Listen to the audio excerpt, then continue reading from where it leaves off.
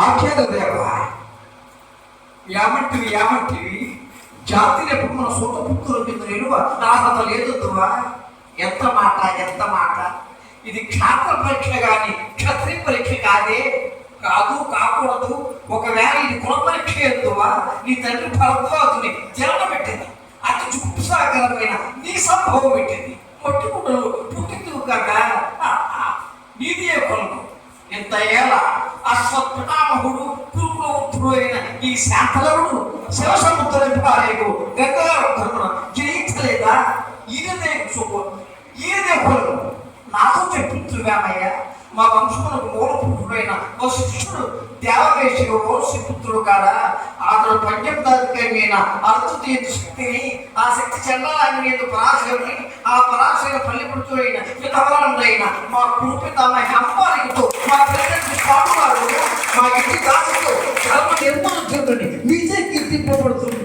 ఈ విధులదేవుని కనలేదా. సందర్భాలను బట్టి క్షేత్ర బీజ ప్రాధాన్యములతో సంకలమైన మా పూర్వపక్షం ఏదో కులహీనమైనది కాగా నేడు కులము వ్యర్థవాదమిందులకు. లక్ష్మీనారాయణ అసలు రామారావు గారు అది తీసేయండి, లక్ష్మీనారాయణ గారి లాగానే చెప్పాడు. అది కావాలి.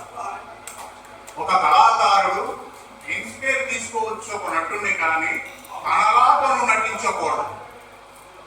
మెయిన్ ఏదైనా ఒక సినిమాలో చేస్తున్నాం అనుకోండి, ఆయన ఉన్నాడు కదా సార్, ఆయన ఉండగా నేను ఎందుకంటే నిజమే కదా, వాడు బతుకుంటారు కదా, నేను ఇలా చిరంజీవిలో ఉంటానంటే కష్టం. అంటే వాయిస్ మనం డబ్బింగ్ చెప్తున్నప్పుడు ఒకరిని దృష్టిలో పెట్టుకుని మనం డబ్ చేయకూడదు. నీకు ఒక వాల్యుయేషన్స్ ఉన్నాయి. ఫస్ట్ తెలుగు ఛందస్సు తెలుసుండాలి ఆ దర్శకులకు కానీ, ఆ డబ్బింగ్ దగ్గర ఉండేటువంటి నిదానమైనటువంటి ఆ వర్త కానీ, కొద్ది తెలుగు ఛందస్సు కానీ, తెలుగు యొక్క విధి విధానం కానీ అక్కడ వాళ్ళు ఉంటే చాలా వర్ణనాతీతంగా ఉంటుంది.